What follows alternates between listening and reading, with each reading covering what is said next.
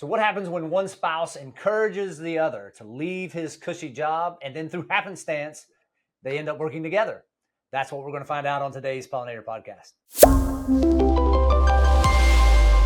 Thank y'all so much for taking the time to be here with us this afternoon and tell us a little bit about your story and how y'all work together as a couple inside this business. So to start off, why don't you just tell us a little bit about the business and maybe a little bit of the story of how it got started.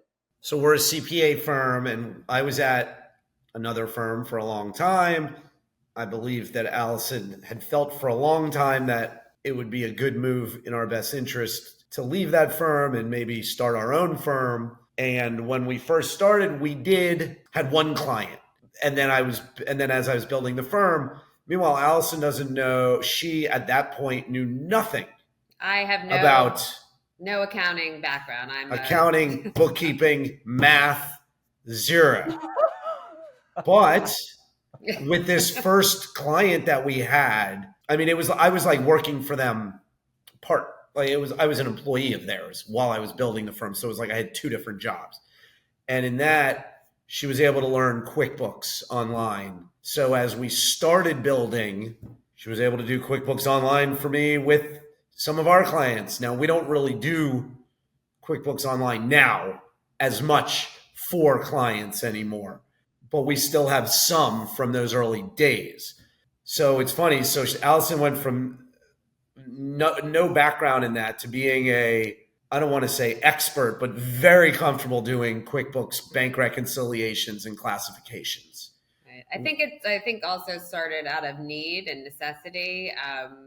When you're starting out we, as a service to attract new clients, we were offering the bookkeeping, and instead of looking to hire someone to pay to do the bookkeeping, it was easier just to teach me to do the bookkeeping. So I think that's really how we started the actual working together. Right. None of this was the plan. No, this was not the plan when he decided to go out on his own. So now, Alison, what were you doing before? I have a retail background. So at the time, I was a consultant for a retail consultant for a financial firm. I had been doing that for 13 years, but I've worked in retail stores. I was a buyer, I was a sales rep. So that's my background. My job at the time when Andy started was sort of waning. So the timing was kind of perfect, right? Does that make sense? It was kind of perfect, kind of not, because we were starting this new getting paid less. The idea was leave Kaufman Rawson, get paid less, but have a much better quality of life. That was the plan. Also, that's not there. Yes, that was the plan. That never even happened for a day. Yeah. Well, it's like the old saying, right? People go out starting their own business because they want to work for themselves, and then they realize they end up working longer hours for less pay, and their boss is an idiot. I don't think my boss is an idiot, except when it comes to IT. My boss he's just a slave driver. Yeah. And my boss is me, I'm saying, not Alison. Not me. So anyway, here we are. So we're here for 10 years almost. And in addition to Alison doing the QuickBooks, she does all the billing. I mean, I do the billing, but we do that together actually. She does a huge part of it. Like my timesheets every day, I do it, but then she inputs it. So she does that. So that's all very administrative-y. But in addition to that, and Will knows this, Shannon, from our Gentleman's Journal, on the other side of the spectrum, she's also the one who I talk to about all the big decisions. And typically I'll sit there and labor about them and think about them. And then when I talk to her, she's like, why would you do that? Why wouldn't you just do that? And it's like, right. Okay. You're right. Well, I think sometimes not having that technical background is better for some decision making, because it's more, to me, like what makes the most sense or what's the most logical. I don't think about the nuts and bolts of it. Yeah, no, I get that, because sometimes I think that happens too sometimes. Like maybe I don't know enough of the technical stuff. I just can see the big picture and I'd be like, well, why don't you just do this? Yeah. Right. She does it all the time.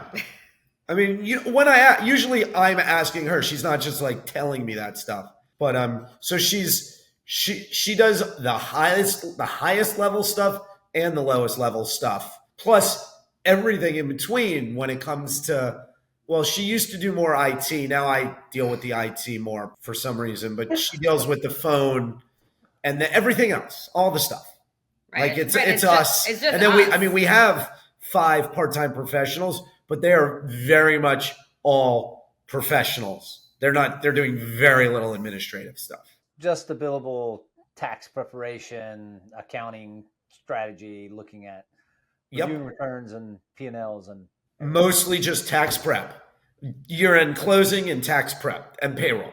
But even that, right? But we try not to do. They're not involved in any of the other things that go into running a practice. But like when it comes to hiring them, I can't. Alison does all the legwork. The legwork. She goes on to Indeed and gives me the resumes and then etc. I interview them and.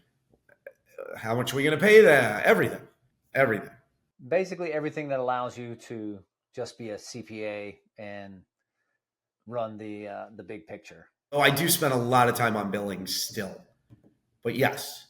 Go back, long before. How did y'all meet? We met at Sleepaway Camp in North Carolina. We have not been together that long. We met. I was 16 and he was 19. But again, we didn't get together. We have not been together that long, but that is how we met. So we have known each other for a very long time. And we've been married for 27 years.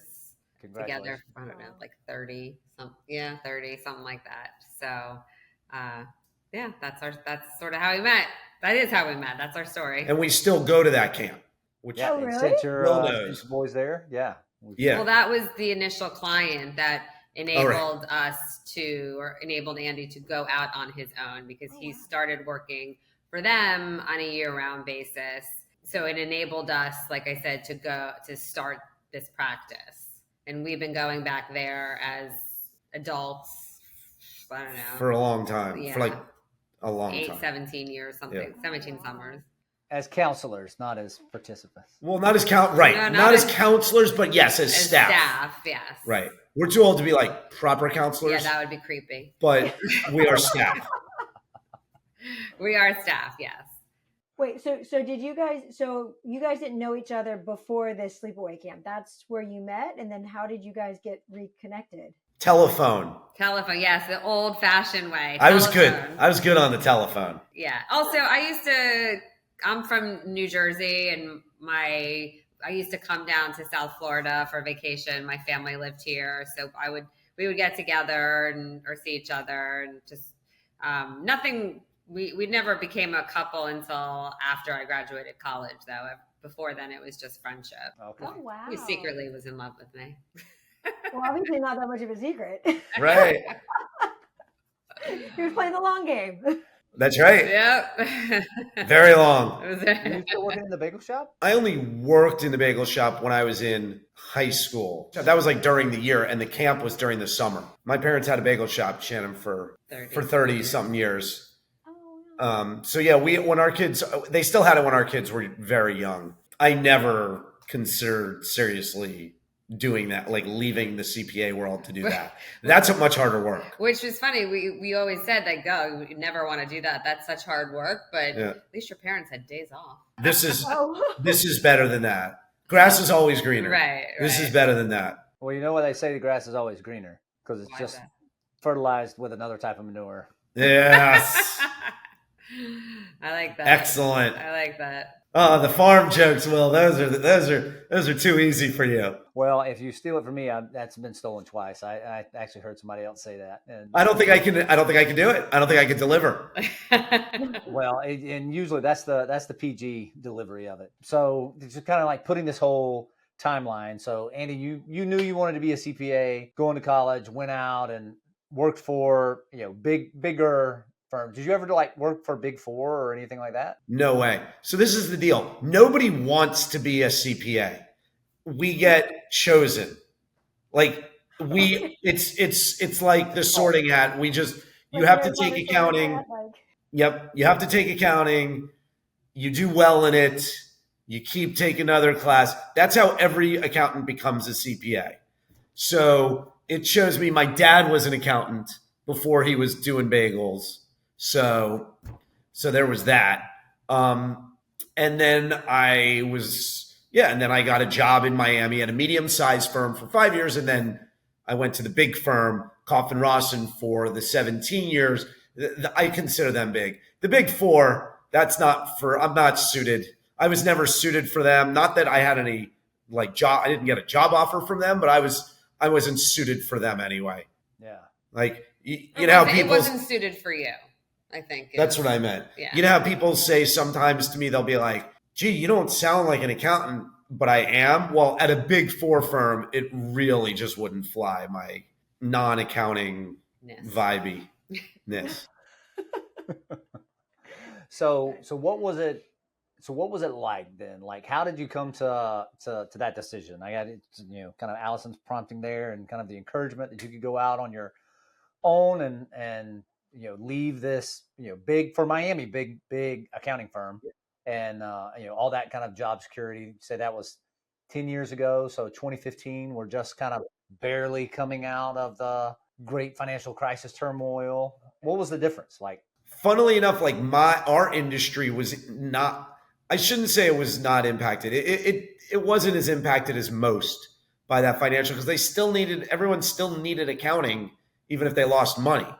But what happened was I was at this firm, and it's a great firm, very secure, very nice building, etc.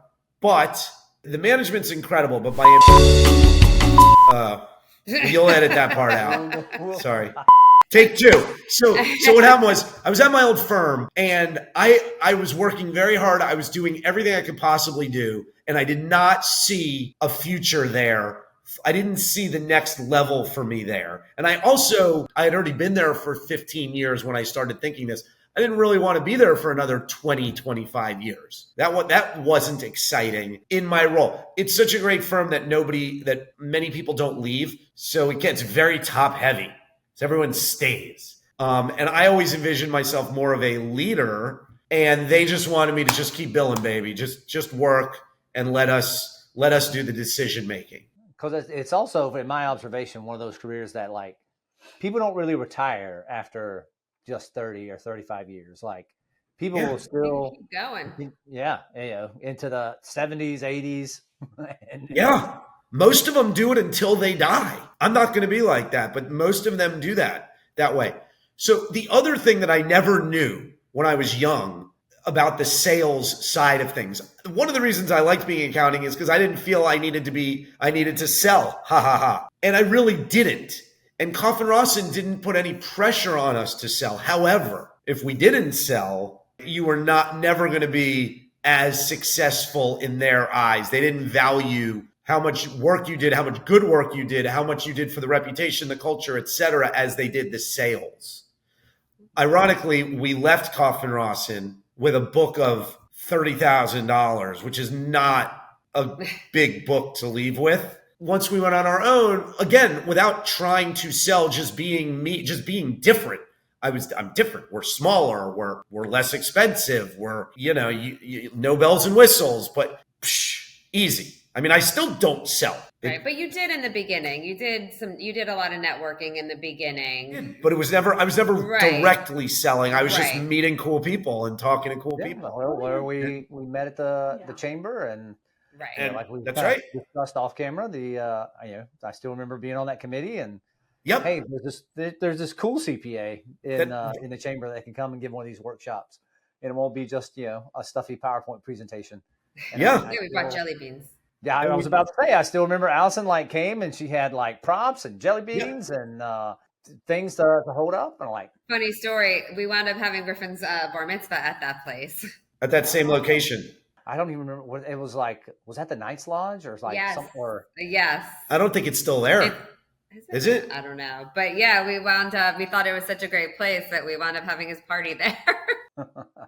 And so, because that was not long after you went out on your own, right? So that was probably 9-10 years ago. It was 2 years later or something. So anyway, so the sales aspect is funny.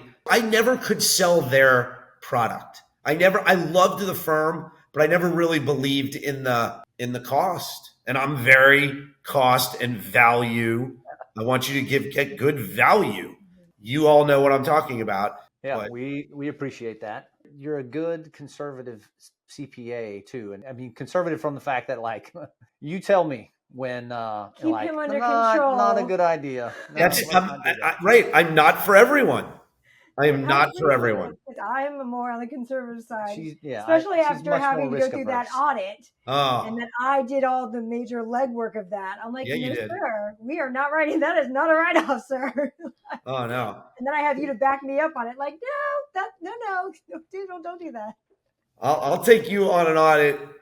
You'll be my number one draft pick in any audit defense. I don't know. You could pay me enough money to go through No, that. no. No.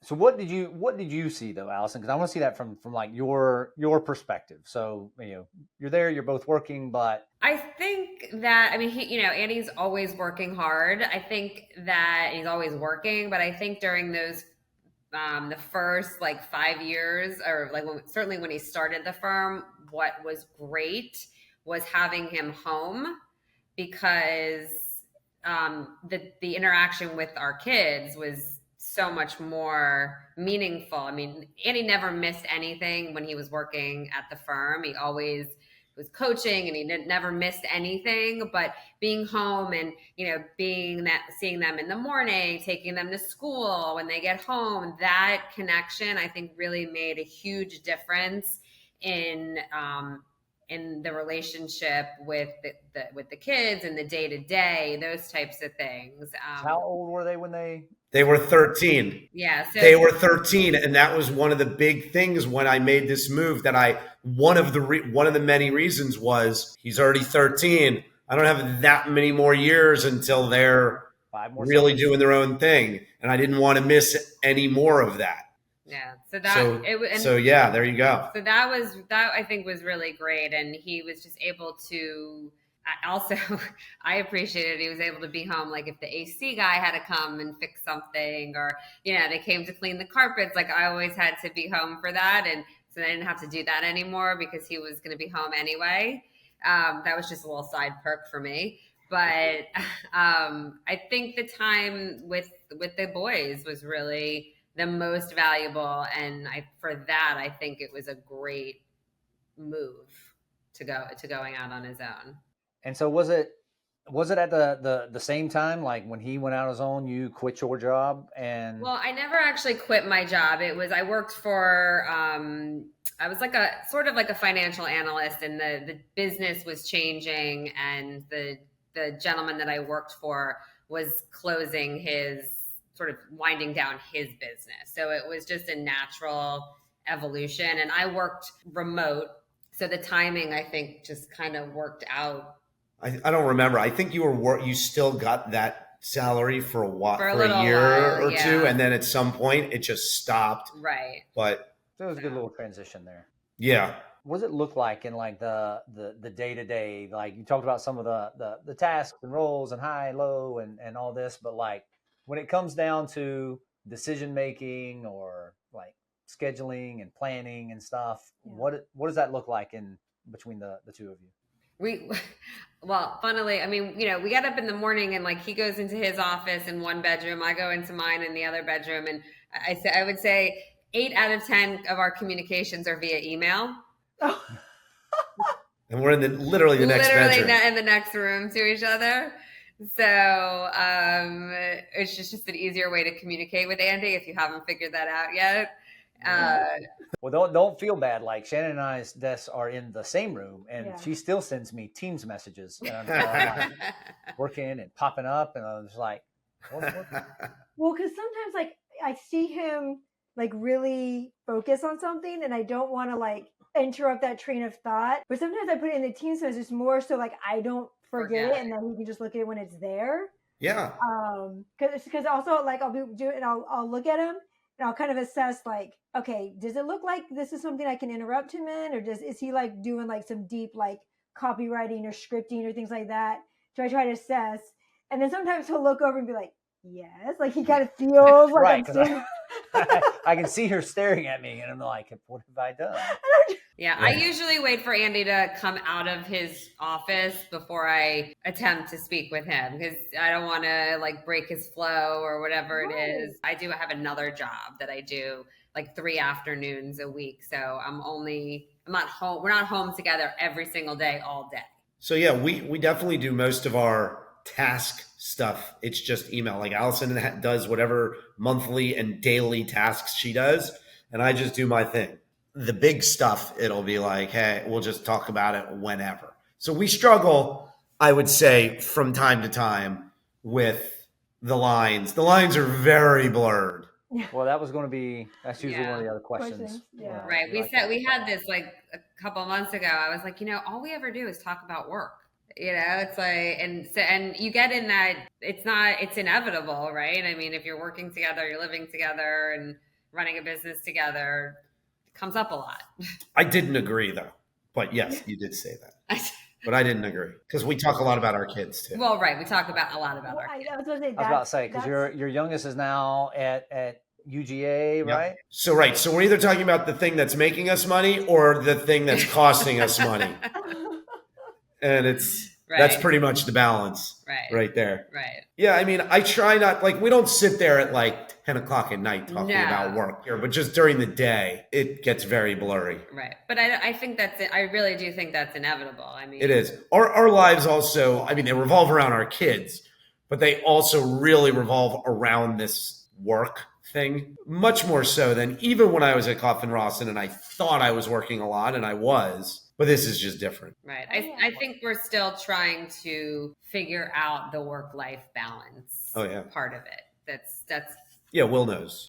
And we've had this conversation with other couples, and that is a reoccurring theme of how do you separate the work and the business. But then we've had other couples who are like, you know what, I don't really think balance exists, and I think there's seasons where the business takes more of the front and center for a while, and then there's seasons where you focus more on maybe family or other things. But the word balance is really just like a unicorn; it doesn't really choose. Oh, really? Maybe balance over a long enough period of time. But there's never you're never going to have equal. It's always going to kind of be like this scale. And in talking with other couples, we've heard little tips and things, and something that we've been trying to do. And I feel like it still goes on way much longer than it needs to, but we do these like Sunday meetings to like, okay, let's look at the week. What all do we have going on? We do a 2-hour planning on Monday mornings. We get up at 5 a.m. from 5:30 to well, right, but you guys don't have kids in the house. Like we still have like kids in the house. Yeah, that's the only reason. Right. As soon as the kids get up, then it's pandemonic. Right. Oh, I thought it was more of like a farm mentality. No, well, I'm generally up at 5:30 anyway. But on Monday, and she gets up. She usually goes to the gym, but on Monday we get up, and for sit down and like about 2 hours or maybe an hour and a half, we kind of just like, okay, what thing in the business do we really want to talk about and work on and focus on and kind of go. Yeah, Sunday's kind of like planning the week and all the stuff, but that's like a specific. We've got a specific business. goal or some project we're working on, or we need a process we're trying to improve. And because as soon as the kids get up, and that was actually one of the perks that I lured Shannon away from her corporate sales job doing medical sales was like, hey, like you'll get to take the kids, because she didn't take the kids every morning. We were kind of splitting that up, and I think there was a little bit of mom guilt there. Now she gets to do all of those kinds of tasks and have the flexibility. Well, now they're old enough; they just ride their bikes. But wait, soon they're going to be old enough to drive. I'm not. It's not so bad. It's actually, it all comes at the right time. Right. It's happening so fast. But yeah, they ride their bikes. This will be the last year they're at the same school together. But then as soon as that happens, they're out the door on time, then we're like back into the client work. And then we've got our team meeting at 10 a.m. and then every day. Yep. Because our team's kind of scattered out and remote as well. Yeah. And so, and then it's that. And then by the time we sit through client meetings and do all that other stuff. Like The day's over. come 5 o'clock, like you still have work to do, but yeah, you're kind of like fried on that. Like deep thinking type work is probably not going to happen. That's kind of like what we've been trying to figure out too. So it's very like a common theme that we hear amongst couples is like, well, we just talk about business. Yeah. And I used to get mad at my parents because they talked about their restaurant a lot. I remember I used to get annoyed at that. But I don't think we talk about it in front of our kids, really. No, not so much. No. Nah. But with accounting and what the type of accounting Andy does is it's always a season. People think, oh, tax season's over April 15th, but that's really not the case. Go on huge vacations like April 16th, 17th, or just, Yeah, no. So that's how it used to be in the old days, like before I was doing this. But that's not the reality. So there's always a season, which is, I think, why we struggle more with trying to find that unicorn balance, is that we don't really know when there's no downtime really, or there's no quiet time in the business. So it's hard to navigate that. Right. Also, like I was talking to Will last week, and because I can work from wherever I go. I work from wherever I go. That's not really having anything to do with the family dynamic, but it does, because I'm never completely out of the work thing, So that's something that we're working on now with this new employee that we've added. Right. But I'm actually trying now to think more in terms of processes and things that we can change. Andy's the firm's been around for 10 years and everything's just sort of gone on the way it's gone on. Yeah. And now I think I've reached a point where I'm like, okay, there's definitely things that we need to and can improve upon, like you were saying, processes or, ways to better utilize the people that work with us, or however it plays out. But just it's time to change the configuration a little bit. Yeah. No, we get that. Good luck and Godspeed. Yeah. I will say this. It's got to be 10 times harder with kids still in the house. Yes. I mean, our kids I remember that. Yeah. Our kids were in middle school. I wasn't doing as that much work at the time in the beginning. So like I was still able to do everything, carpools and all those types of things, and whatever work I needed to do I was able to get it done in between the hours that they were at school. I think my role in the firm has grown as the firm has grown. But yeah, like when they're home, like the kids would get home from school and, they're home and they're loud and they're plus you're making them dinner and then and homework and activities and all this kind of stuff going on. But it was great. It was great for him to be home during that time. But the empty nest, it's all right. It's underrated. Oh. Like we were kind of like, what are we going to do? We were dreading it, but it's kind of okay. It's all right. It's got its benefits, its perks. So when you do unplug from QuickBooks and everything else and running all these numbers, I know the numbers are always flowing, but like what do y'all like to do to recharge, reconnect, or just kind of feed back into the marriage versus the client work? But I have hobbies. I think that's something we struggle with, figuring out how to sort of remove and recharge, reconnect, that kind of a thing. So, I like to read, I do art. I have a million little hobbies, and I also have this other job that I do. So it's another connection to other people and things like that. So I think that, but like to your question, I think that's still something that we're working towards. Yeah. Like I used to jog a lot, but I haven't been doing that lately because of this little injury. So I really just walk a lot. And I think Andy works so hard during the week that the weekends come and the motivation to actually, do something isn't always there. Oh, we understand that. Yeah. I was like, you don't have to tell. Yeah. Yeah. The joy of just vegging at the. Yeah. Yeah. So watch football, eat. Right. sit on the couch, watch a movie. Yeah, something we like had that. to like intentionally plan some things over the summer because otherwise we would Or never like, do anything. you Like, know, we are going to take the kids out of the house and yes, go like to after the the beach or because we wouldn't. Like you the know. weekend comes, like we'll do some things around the house, and then it's just like I'm done. And it's hard to plan even. Like we do, but it's hard to plan because you don't know. It just makes it stressful. Sometimes it's easier to be at home. Right. Right. Sometimes we'll make plans to do something and then we're like, oh, why did we make this plan? So, but I think we do need to do a better job of that, of doing things together outside of, the house and the work setting.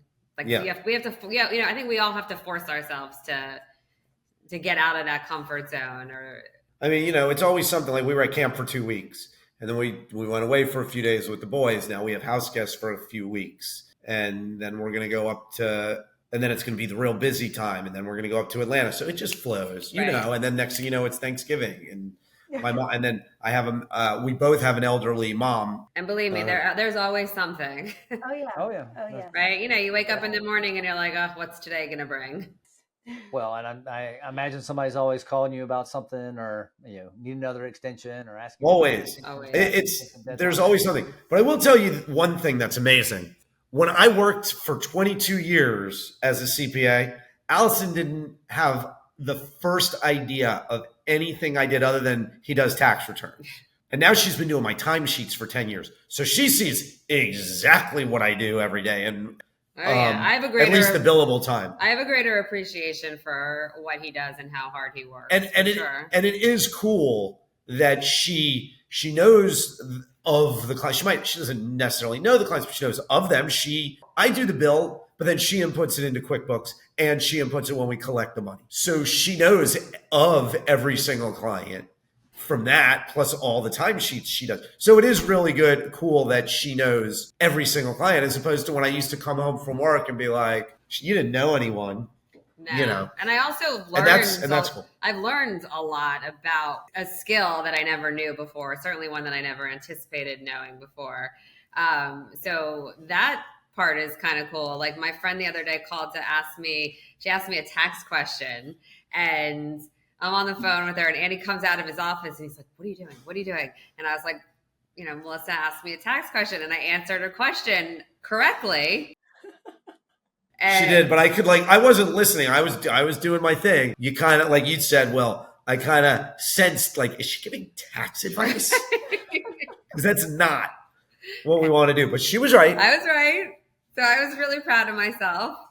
Absolutely.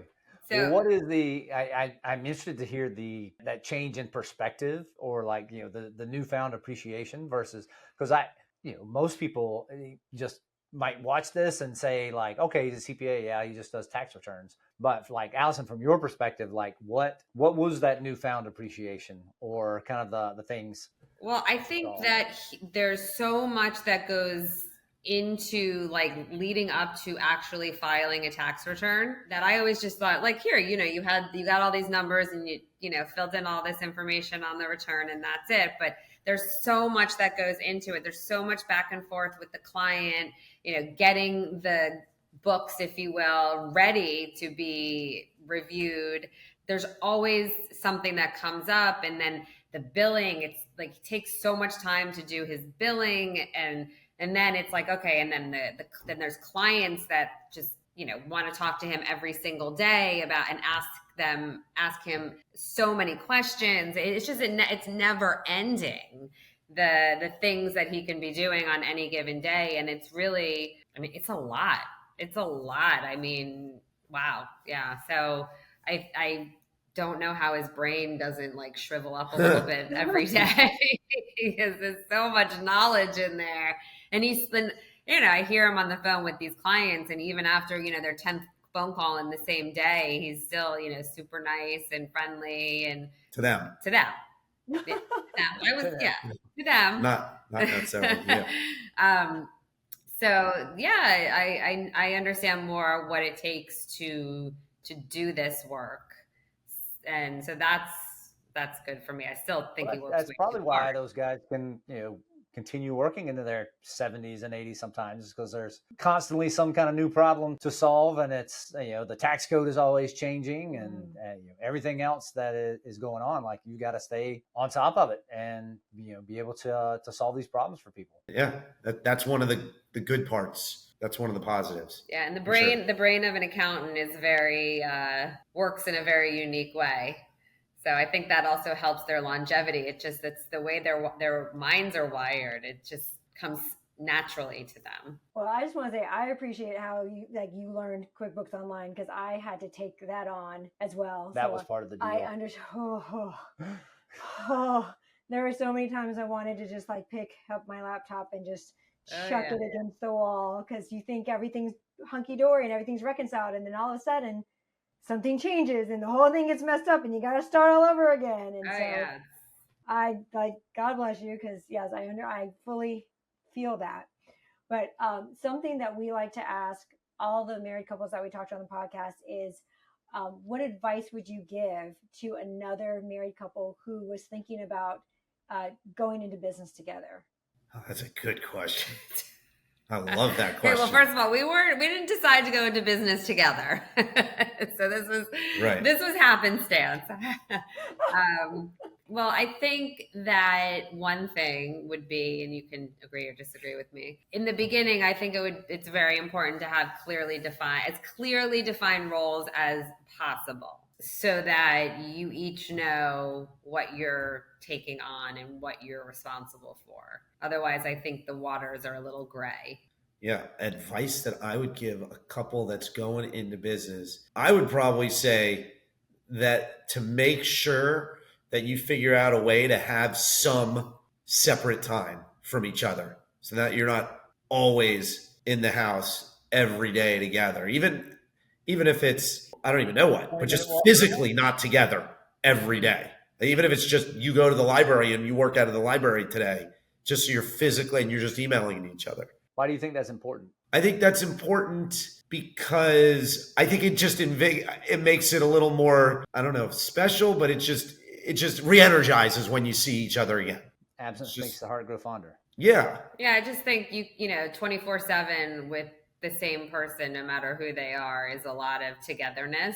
And I also think that another piece of advice would be to make time for your relationship outside of the business. I think that is really important. And it's very easy to lose sight of that, especially when you're growing a business.